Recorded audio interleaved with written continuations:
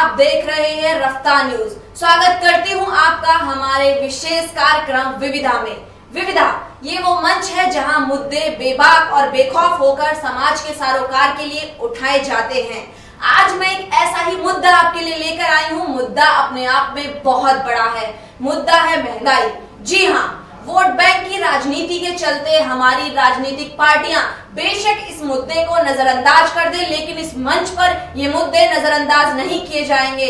आज हमारे साथ इस मुद्दे पर चर्चा करने के लिए विविधा में जुड़े हुए हैं तीन बेहद स्पेशल गेस्ट के तौर पर हैं हमारे साथ में वरिष्ठ समाज सेवी सिकंदर यादव जी, हमारे साथ में जुड़े हुए हैं नोएडा एसोसिएशन के प्रेसिडेंट विपिन मल्लन जी, और हमारे साथ में धर्म से रिलेटेड व्यक्ति भी हैं, वो है ध्यान गुरु कल्याण बाबा जी। बहुत बहुत स्वागत है आप सभी का हमारे स्टूडियो में। चर्चा को आगे बढ़ाते हैं। सर, जैसा आपने हाल ही में न्यूज सुनी होगी कि प्याज ने बहुत आम जनता को रुलाया है, कहीं टमाटर देश की हालत पिपली कर रहा है, रही सही कसर आलू ने पूरी कर दी, और तो और डीजल के दाम सरकार ने बढ़ा दिए हैं।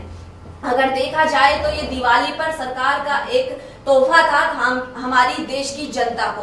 तो मैं पहला क्वेश्चन करती हूँ गुरुजी आपसे, बताइए आखिर आपकी नजर में, धर्म की नजर में महंगाई की क्या परिभाषा है? आखिर क्यों महंगाई बढ़ती जा रही है? देखिए, मेरी समझ के अनुसार जो सरकार है हमारी, ये बिल्कुल फेल है। इसकी नीतियाँ सारी फेल हैं। जो भी नीतियाँ बनाते हैं उनसे महंगाई बढ़ती जा रही है। जबकि ऐसे दावे देखने और सुनने में मिलते हैं, ये कहते हैं कि महंगाई को कंट्रोल कर लिया जाएगा, लेकिन फिर हम कुछ दिन बाद देखते हैं कि महंगाई और बढ़ जाती है। और जो महंगाई एक बार बढ़ गई वो फिर कम होने का नाम नहीं लेती। तो आम आदमी की हालत आज बहुत खराब है। अब आदमी का हाल ये है कि वो कमाता तो 1 रुपया है, लेकिन खर्च उसका 5 रुपए है, और फिर वो इस महंगाई के कारण कर्ज के बोझ में दबता जा रहा है। तो बैंक है और बहुत सारे ऐसे सेक्टर हैं जो आपको लोन देने के लिए आगे आ जाते हैं, और कहीं ना कहीं हम उस बोझ के चलते लोन भी ले लेते हैं, लेकिन फिर हमारी जो हालत होती है आम आदमी की, वो आप देख ही रहे हैं कि आज आम आदमी बहुत परेशान है। और मुझे लगता है कि इसमें सारा कसूर सरकार का है, और कुछ थोड़ा सा आम आदमी का भी दायित्व है कि वो भी अपनी जिम्मेदारियों को समझे, और जहां तक हम कुछ कर सकते हैं इसके लिए वो हमें भी करना चाहिए। कहा गया है कि भारत की जो अर्थव्यवस्था है वो कृषि प्रधान है, लेकिन सोचने वाली चिंता की बात यह है कि कृषि से जुड़े हुए खाद्य पदार्थों के लिए ही भारत की आम जनता तरस गई है। हमारे बीच मौजूद है इस वक्त उद्योग जगत से जुड़े हुए विपिन जी। विपिन जी, मैं पूछना चाहूंगी आपसे, देखिए उद्योग जगत को इस महंगाई के चलते बहुत सारा नुकसान उठाना पड़ा है। आखिर क्या कारण समझते हैं आप इसके पीछे? देखिए, जैसे अभी पंडित जी भी कह रहे थे कि हमारे सरकार की जो नीति है वो ठीक नहीं है। उनका विजन क्या है वो ठीक नहीं है। सरकार पिछले 9 साढ़े 9 वर्षों से इस देश के ऊपर जो राज कर रही है, अभी भी वो हर मोर्चे के ऊपर वो फेल होती नजर आई है। चाहे आप उद्योग जगत ले लीजिए, चाहे वो आम जनता ले लीजिए, आप किसी भी चीज का आप अगर सेक्टर उठाती हैं, हर जगह गलत नीतियों की वजह से ये सरकार बिल्कुल फेल हुई है। आज देखिए महंगाई बढ़ रही है, उसका मेन कारण क्या है? पैसा ना होना। पैसा क्यों नहीं आ रहा? क्योंकि जहां पर इन्होंने जो नीतियां बनाई हुई थी वो सारी की सारी इनकी गलत थी। वहां सिर्फ एक नीति इन्होंने सही बनाई थी, वो ये थी कि जहां से इनके बैठे हुए अफसर, इनके बैठे हुए नेता अपने आप को भ्रष्टाचार का बढ़ावा दे पाए। आज अगर कोल आवंटन की प्रक्रिया इन्होंने बिल्कुल ऑक्शन पे रखी होती, नीलामी करी गई होती, तो मुझे नहीं लगता कि हजारों करोड़ रुपए इस हिंदुस्तान में नहीं आता। आज आप देखिए डॉलर्स का रेट कहाँ पे पहुंच चुका है। हमने देखा कि पिछले दिनों में डॉलर 69-67 रुपीस के अंदर पहुंचा। इसके कंपेयर रुपया सस्ता हो रहा है, रुपया गिर रहा है। रुपये की वैल्यू इंटरनेशनल मार्केट ऊपर खत्म हो रही है। आज जो कोयला हमारे यहाँ पर सड़ रहा है, उस कोयले को हम बाहर से मंगा के अपने लोगों की आपूर्ति कर रहे हैं। क्यों? क्योंकि हमने नीलामी नहीं करी। आज अगर हम 2G स्पेक्ट्रम की बात करें, देखिए उसमें करोड़ों रुपए का कहीं ना कहीं घपला करा गया। अगर वो सारा पैसा हिंदुस्तान की अर्थव्यवस्था पे लगता तो आज हिंदुस्तान कहीं पे भी जो ये महंगाई का लेवल है, ये आपको आलू प्याज डीजल ये सब 4-4 5-5 रुपए डीजल मिलता लीटर में, और आलू प्याज मिलते किलो के अंदर। आज अगर हम बात करें इनकी एक और पॉलिसी के ऊपर, बड़ी हैरानी है कि ये भारत की सरकार हमारे आने वाले जो जनसंख्या है उसको पंगु बना रही है। आज उन्होंने एक पॉलिसी ऐसी बनाई, मनरेगा। लाखों करोड़ रुपए वो घर बैठे हुए आदमियों को वेतन दे रही है। बिल्कुल सर। यानी कि वो लोग कमाई ना करने जाए। जी जी। हमारा जो जवान पुरुष निकल के आ रहा, जवान नौजवान निकल के आ रहा, हमारी माँ बहनें जो निकल के आ रही हैं, वो कमाई करने ना जाए, वो घर में ही बैठे और उनको महीने के 15 या 20 दिन का वेतन घर बैठे मिलेगा। अगर यही लाखों करोड़ रुपए इन्होंने कहीं बड़ी बड़ी इंडस्ट्रियलाइजेशन किया होता, बड़े बड़े कहीं पे उनके रोजगार के प्रबंध किए होते, तो शायद वो व्यक्ति घर से निकलता और उसे पता चलता कि हमें काम करने के बाद जो रुपए हम कमाते हैं उसकी वैल्यू कुछ और होती। आज पॉलिसीज की हम बात करते हैं तो सरकार हर तरफ से पूरी की पूरी ये फेल, बिल्कुल फेल हुई है। आपका कहना एकदम सही है। इस प्रश्न को मैं लेकर जाती हूँ सिकंदर यादव जी के पास में, जो एक सामाजिक कार्यकर्ता हैं। सिकंदर जी, मेरा प्रश्न आपसे यह है कि सामाजिक पार्टियां जो होती है, जो समाज सेवी संस्थान होते हैं, वो देश की या जनता की जरूरतों के खिलाफ आवाज उठाते हैं, लेकिन आप हालिया उदाहरण देख लीजिए। आजकल के जो समाज सेवी उभर कर आ रहे हैं, या तो वो खुद अपनी पार्टी बना लेते हैं या फिर बैक साइड से किसी पार्टी के समर्थन में आ जाते हैं। तो आपका इस पर क्या कहना है? देखिए अल्पना जी, इसमें दो चीजें हैं। जैसे विपिन जी ने बताया कि गवर्नमेंट ने जो पॉलिसी बनाई वो बहुत गलत बनाई। जी जी। दूसरा एक बात जिसपे मैं आपका ध्यान दिलाना चाहूंगा, एक चीज होती है पॉलिसी को बना देना, एक होता है उसमें इम्प्लीमेंट करना। एक छोटे से उदाहरण मैं आपको बताता हूँ। अभी पिछले दिनों प्याज की कीमत 90 रुपए पर पहुंच गई और हमारे जो कृषि मंत्री हैं उन्होंने कहा कि मैं कोई ज्योतिषी नहीं हूँ कि मैं बता सकूँ प्याज कब घटेगी। उसके बाद 2 दिन बाद ही नेफेड ने एक टेंडर जारी किया, उसमें ये कहा गया कि हम ईरान से, पाकिस्तान से और चीन से प्याज मंगा लेंगे। उसका असर ये हुआ, वो टेंडर प्याज मंगाई नहीं गई, लेकिन प्याज का रेट आज 55 रुपए है। बिल्कुल। तो मैं सिर्फ ये कहना चाह रहा हूँ कि एक पॉलिसी गलत बनी। उन्होंने कहा कि बेमौसम की बरसात आई जिसकी वजह से प्याज की फसल बर्बाद हो गई, लेकिन जो स्टॉक करे हुए हैं प्याज को उन पे तो छापेमारी अब कर सकते हैं। ये जो टेंडर निकाला गया उसमें छापेमारों ने इस डर से कि बाहर का प्याज आ जाएगा वो प्याज मार्केट में दे दिया और उसका नतीजा हुआ कि प्याज 55 रुपए हो गई। तो मेरा ये कहना है कि कहीं ना कहीं पॉलिसी के बाद पॉलिसी को इम्प्लीमेंटेशन करने में, प्रैक्टिकल करने में भी बहुत बड़ा गलतियां सरकार के द्वारा हो रही है। कहीं ना कहीं प्रशासन में कमियां हैं, कहीं ना कहीं क्रियान्वयन सही या जुझारू रूप से नहीं हो पा रहा है। आप इस बात को कहेंगे। मैं प्रश्न लेकर जाती हूँ विपिन जी के पास में। विपिन जी, देखिए आज हम देखें तो एफडीआई भारत में आ रहा है, विदेशी व्यापार का दिनों दिन लबालब इसका बढ़ोतरी होती जा रही है और उससे अभाव हो रहा है हमारे कुटीर उद्योगों का। जो हमारे उद्योग हैं इनका क्या प्रभाव पड़ा है? मैं अल्पना जी आपकी इस बात से बिल्कुल सहमत नहीं हूँ। देखिए एफडीआई ये लेके आए, एफडीआई इन्होंने बड़ी मिन्नतों से लोगों से पास भी कराया लोकसभा में, राज्यसभा में, पर देखिए सरकार के मुंह के ऊपर कितनी बड़ी चपत है कि जो विदेशी निवेश है वो भी यहाँ पर नहीं आ रहा। आज जिस प्रकार से एफडीआई के बिल को पास किए हुए इतने महीने हो चुके हैं, तो अब तक तो लाखों करोड़ रुपए के डॉलर यहाँ पे आ चुके होने चाहिए थे। $8 का रेट हमारे हिंदुस्तान में 34 से 35 रुपए होना चाहिए था अगर वो इन्वेस्टमेंट, वो निवेश यहाँ पर आता।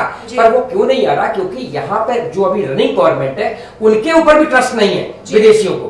आज हम हर तरीके से फेल हो रहे हैं। आज आप ये देखिए कि इन्होंने जो हमारी स्मॉल स्केल एंटरप्रेन्योर है, जो भारत की अर्थव्यवस्था की रीढ़ की हड्डी है, या किसी भी उद्योग की जो सबसे बड़ी रीढ़ की हड्डी होती है वो लघु कुटीर उद्योग होता है। आज इन्होंने ऐसी पॉलिसीज बना दी, इंपोर्ट के अंदर इन्होंने इतना रिलैक्स कर दिया है कि आप अभी हमारी हाल में दिवाली गई तो आप बिलीव करना कि हमारे गणेश लक्ष्मी भी चाइना से बने हुए। बिल्कुल। और सर एक और बड़े शक की बात है, एक और बड़े सोचने वाली बात है कि सोने की खरीद में धनतेरस के दिन ही कमी पाई गई।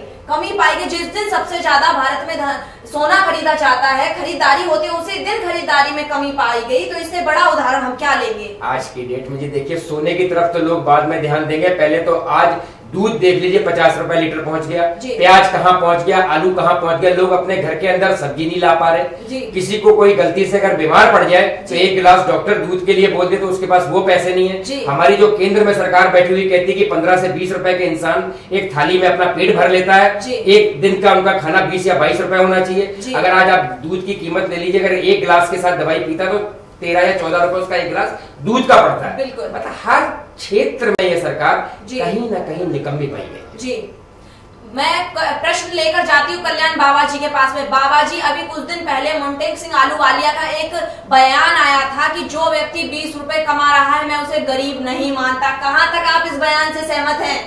देखिए विपिन जी ने अभी बता ही दिया कि एक गिलास अगर डॉक्टर दूध भी बोलता है तो उसकी कॉस्ट भी आज 12-13 रुपए है। फिर दवाई की तो बात ही छोड़ दीजिए, फिर राशन तो आप देख ही रहे हैं, सब्जियां आप देख ही रहे हैं, और बहुत सारे ऐसे खर्चे हैं जिनको हम गिनवा नहीं सकते, लेकिन वो जीवन में है।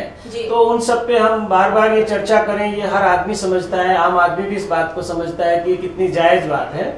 तो ये सरकार में बैठे हुए लोग कहते रहे कि 20 रुपए में भोजन किया जा सकता है, ये खुद करके दिखाएं, शायद ये कई 100 रुपए का तो पानी पी जाते हैं, फिर बाकी तो छोड़ ही दीजिए। तो आम आदमी क्या इतना गया गुजरा है कि वो कुछ नहीं खाएगा? क्या वो हवा खाकर पानी पीकर ही जिंदा रहेगा? और अगर पानी भी आज बात की जाए तो वो भी अशुद्ध है, और अगर शुद्ध पानी खरीदना है तो शायद 20 रुपए में तो पानी की पूर्ति भी नहीं हो पाएगी। जी अगर हम बात करें, आपने अभी कुछ देर पहले जो बयान दिया था कि काफी हद तक सरकार जिम्मेदार है और काफी हद तक इसके लिए समाज भी जिम्मेदार है, तो मैं प्रश्न लेकर जाती हूँ सिकंदर जी के पास में। सिकंदर जी, आपकी नजर में समाज कितने प्रतिशत इस महंगाई के लिए जिम्मेदार है? देखिए, जहाँ तक समाज की बात है तो समाज से ही सरकार बनती है, समाज से ही सरकार गिरती है जी। अगर समाज जागरूक होगा तो हम अच्छी सरकारें चुनेंगे, अच्छी सरकार आएंगी तो अच्छी नीतियां बनेंगी, अच्छी नीतियां होंगी तो अच्छे परिणाम आएंगे जी। तो हम इस जिम्मेदारी से कभी नहीं बच सकते कि जैसे प्रजा वैसा राजा होता है जी। तो हमारी भी ये जिम्मेदारी है कि अगली बार जब भी हम सरकार को चुनने जाएं तो अच्छे लोगों का ध्यान रखें और अपने भविष्य की चिंता रखें कि भाई अच्छे लोगों को लाएं, जिससे हमें अच्छी नीतियां और अच्छे परिणाम हमारे सामने जी। विपिन जी, जैसा आपने अभी जिक्र किया था मनरेगा का, कि क्या आपको उम्मीदें लगती है मनरेगा से कि अगर ये पूरी तरीके से क्रियान्वित हो गया तो परिवर्तन की आशंकाएं जताई जा सकती हैं? देखिए, मुझे मनरेगा से कोई भी उम्मीद नजर नहीं आती। मनरेगा तो हम अपनी आने वाली पीढ़ी को और खराब कर रहे हैं जी। मनरेगा के विषय में अगर इतने लाखों करोड़ रुपए अगर ये इन्वेस्टमेंट हिंदुस्तान की उस जगह पे करें जहां पे बिल्कुल पिछड़ापन है, जहां पर कोई आने जाने के रास्ते नहीं है, वहां पर रोजगार के कुछ प्रबंध करें और लोगों को वहां पर अगर नौकरी दें, तो मेरा अपना पर्सनल मानना है कि शायद ये मनरेगा का एक विकल्प रूप में एक अच्छी चीज आएगी। दूसरा, अभी भाई साहब जिस प्रकार से कहते हैं कि समाज हमारा जिम्मेवार जो होता है, हम देखिए जब चुनाव हो जाते हैं, इलेक्शन हो जाते हैं, सरकार बन जाती है, सरकार जो नीतियां बनाती है उसके ऊपर हम समय समय पर बैठकर उंगली उठाते रहते हैं। पर जब हमें 5 साल बाद एक मौका मिलता है, उस दिन शायद हम घर से निकलकर अपना वोट भी नहीं डालने का। अगर हम ये मान लें कि आज की डेट में हम 100% नहीं, अगर 70 से 80% भी अपना वोट बैंक ले जाए, तो आप बिलीव करिएगा कि आने वाले हिंदुस्तान की तकदीर और तस्वीर दोनों ही बदल जाएगी, अगर हम इसके ऊपर कहीं ना कहीं जागरूक हो जाए। हमें सिर्फ 5 साल के बाद एक बार मौका मिलता है और उस मौके को हमें गंवाना नहीं चाहिए, क्योंकि अगर जो भी सरकारें 20 से 30% वोट बैंक को लेके अपनी सरकार बनाती है, वो कहीं ना कहीं धर्म की राजनीति कर रही होती है, कहीं ना कहीं जातिवाद की राजनीति कर रही होती है, और उनकी जो मानसिकता होती है वो भी बड़ी छोटी होती है। वो सिर्फ अपने धर्म के लिए, अपनी जाति के लिए, उसके अलावा उनकी कोई सोच नहीं होती, क्योंकि जिन्होंने उनको वोट दिया होता है उन्हीं के बारे में सोच रहे होते हैं। आज अगर आम आदमी जिस वक्त वोट का टाइम हो निकल के घर से लाइनों में लगे और वोट डाल के आए और अपने मन की भावना वहां पर वोट के रूप में व्यक्त करे, तो शायद इस हिंदुस्तान की तकदीर बदल जाए। बहुत सही कहा आपने, तकदीर बदल पाएगी, लेकिन जो तकदीर बदलवाने में सहायक कड़ी होते हैं समाज सेवी या धर्म गुरु, आज वही लोग राजनीति में आ रहे हैं। बाबा जी, मैं चर्चा कर रही हूँ, आप देख लीजिए स्वामी रामदेव जी को वो खुलकर कहते हैं कि बीजेपी का समर्थन कीजिए, मोदी नमो नमो नारायण कीजिए, क्या कहेंगे आप इस पर? देखिए, मैं कहना चाहूंगा कि संतों को अपना काम करना चाहिए और जो राजनीतिक है उनको अपना काम करना चाहिए। जहाँ तक बीजेपी, कांग्रेस या समाजवादी या किसी और पार्टी की बात है, तो ये सब एक ही थाली के चट्टे बट्टे हैं, कोई दूध का धुला हुआ नहीं है। आप जहाँ बीजेपी की सरकार है वहाँ देख लें, आप जहाँ कांग्रेस की सरकार है वहाँ देख लें, जहाँ समाजवादी पार्टी की सरकार है आप वहाँ देख लें, सबका हाल एक जैसा है। वहाँ की जनता बहुत परेशान है, बेहाल है, और बहुत सारी नीतियां इनकी गलत हैं। जैसे आए दिन हर स्टेट में कहीं ना कहीं सांप्रदायिक दंगे होते रहते हैं, तो हिंदू सोचते हैं मुसलमानों ने किया, मुसलमान सोचते हैं हिंदुओं ने किया, लेकिन इसके पीछे किसका हाथ है ये सरकार कभी सामने आने ही नहीं देती। और फिर उनको मुआवजे दिए जाते हैं उनको खुश करने के लिए, अपना वोट लेने के लिए, लेकिन ये बोझ किसके ऊपर पड़ता है? ये आम आदमी के ऊपर बोझ पड़ता है, जो आप बांटते हो। ये बंदर बांट जो है, आज मुजफ्फरनगर में ऐसा भी सुनने को मिलता है कि जिसका नुकसान चाहे 50,000 का हुआ, उसको भी गवर्नमेंट लाखों रुपए दे रही है, तो उनको क्या जरूरत है फिर अपना वापस घर में जाने की? वो कैंपों में रह रहे हैं, सरकार पे बोझ बन रहे हैं, हिंदू उनको क्रिटिसाइज कर रहे हैं, मुसलमान हिंदुओं को क्रिटिसाइज कर रहे हैं। कोई किसी सरकार को गाली दे रहा है, कोई किसी सरकार को गाली दे रहा है, लेकिन हाल सब एक ही है। तो कहीं ना कहीं इन राजनीतिक पार्टियों को थोड़ा चिंतन करना चाहिए कि थोड़ा तो इस देश के लोगों के लिए सोचो। ठीक है, तुम अपने घर भर रहे हो, भरोगे, इससे बाज नहीं आओगे। आज इतिहास इसका साक्षी है। हम लोग हमेशा चर्चा करते रहते हैं काला बाजार, भ्रष्टाचार, लेकिन कहाँ कोई सुधर रहा है। देखने में लोग जेल भी जाते हैं, लेकिन कहाँ करप्शन कम हो रहा है। तो उसमें यही है कि इनको भी थोड़ा बैठ के सोचना चाहिए कि जिनके ऊपर आप राजनीति कर रहे हो, जिन्होंने आपको यहाँ तक पहुंचाया है, कुछ तो थोड़ा सा उनके बारे में सोचो, वरना फिर क्या होगा, वही तख्ते पलटे जाएंगे, ये सरकारें फिर सब फेल होंगी, पब्लिक बगावत करेगी। एक दिन यही होने वाला है, आप देखना। जी, बहुत सही कहा आपने कि एक दिन वही होने वाला है और वो दिन शायद दूर नहीं। हमारे साथ में जो समाज सेवी जुड़े हुए हैं सिकंदर यादव जी, मैं सिकंदर जी से पूछना चाहती हूँ, आपने जैसे इन्होंने कहा आम आदमी, हम कहेंगे आम आदमी ने तो अपनी आम आदमी पार्टी बना ली, तो कहाँ तक क्या इन सामाजिक दलों का एक राजनीतिक पार्टी के रूप में उभर कर आना क्या सही कदम है? देखिए अल्पना जी, मेरी व्यक्तिगत राय तो ये है कि ये सही कदम है। यदि आपके देश के सैनिक सुरक्षा करना बंद कर दें तो उसके देश के नागरिक का फर्ज है कि वो जाके हथियार उठा लें। हम राजनीति को बाहर बैठकर गंदी गंदी कहते रहें, बुरी बताते रहें और उसको साफ ना करें, तो ये हमारी भी एक गलत काम होगा। हमारा कर्तव्य ये है कि जब राजनीति गंदी चीज है तो हमें उस गंदी में, चाहे हमारे कपड़े गंदे हो जाए, हमें उसमें इनिशिएटिव लेना पड़ेगा। अगर हम उससे दूर रहेंगे, निंदा करते रहेंगे, तो कभी नहीं बदलेगी। तो मैं ये मानता हूँ, चाहे समाज सेवक हो, चाहे एनजीओज हों या दूसरे लोग हों, आध्यात्मिक गुरु हों, यदि वो भारत का उत्थान चाहते हैं, राजनीति में शुद्धिकरण चाहते हैं, तो यदि उनको आगे बढ़कर उसमें कुछ करना पड़ता है तो उसके लिए हमेशा तैयार है। जी, बहुत सही कहा आपने, आगे बढ़कर तैयार रहे। लेकिन जो मुहिम छेड़ी थी अन्ना हजारे ने कालाधन वापस लाने की, जो छेड़ी थी बाबा रामदेव ने कालाधन वापस लाने की, वो कहाँ तक हो पाई? कहाँ तक लोकपाल का मुद्दा उठ पाया? एक वक्त ऐसा आया कि वो आकर रुक गया। आप इस बारे में क्या कहेंगे? देखिए, बिना राजनीतिक ताकत के आप कोई भी नीति, कोई भी नियम, कोई भी कानून, कोई संविधान नहीं बना सकते। और राजनीतिक ताकत, आपका बिल कौन बनाता है? सांसद। जब आपका कोई एक सांसद भी अगर अपने उस पर आ जाए तो संसद की गतिविधि को, कार्रवाई को रोक सकता है।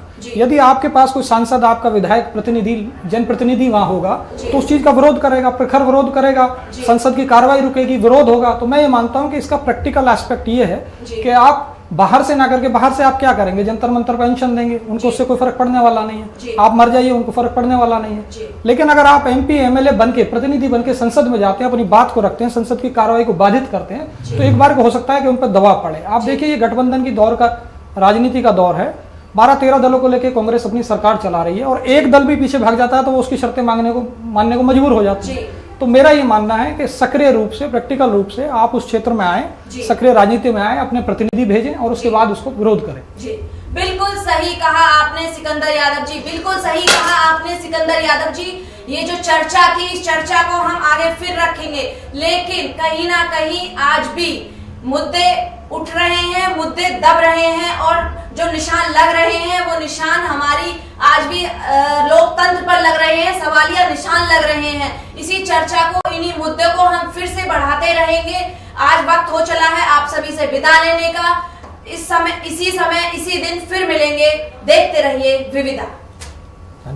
मैं अपने दर्शकों से पूछना चाहूंगी कि आज लोकतंत्र पर जो सवालिया निशान लग रहे हैं, क्या वो जायज हैं? आप अपनी राय हमारे स्टूडियो के नंबर जो आपको स्क्रीन लाइन पर नजर आ रहे हैं, आप एसएमएस के जरिए अपनी राय दे सकते हैं। नंबर है 9350991139 8860218760। कल फिर हाजिर होंगे नए मुद्दे, नई चर्चा के साथ। आम जनता की जरूरतों से सरोकार रखता हमारा ये खास कार्यक्रम विविधा।